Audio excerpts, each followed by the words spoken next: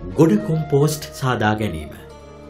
භෝග වගාවට අවැසි කොම්පෝස්ට් පොහොර දින 25ක් වැනි ඉතා කෙටි කාලයක් තුළ ඔබට පහසුවෙන් සාදාගත හැකියි.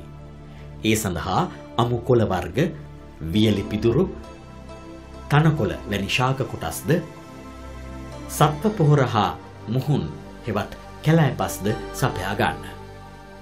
පළමුවෙන් මේ ආකාරයට සමතලා බිමක උපරිම පළල අඩි 3.5ක් වනසේ කැමැති දිගක් ලකුණු කරගන්න. ඉන්පසු සත්ව පොහොර හා මුහුන් හොඳින් මිශ්‍ර කරගන්න. දෙවනුව ශාක කොටස් මේ අයුරින් ජලය එක් කර මිශ්‍ර කරගන්න. ඉන්පසු ලකුණු කරගත් සීමාවේ මෙසේ සත්ව හා ශාක මිශ්‍රණය එකට ගොඩ ගසා ගන්න. හොඳින් පිර වූ ගොඩ අංශක 45ක් ඇලයට සකසා පිදුරු මගින් ආවරණය කරන්න.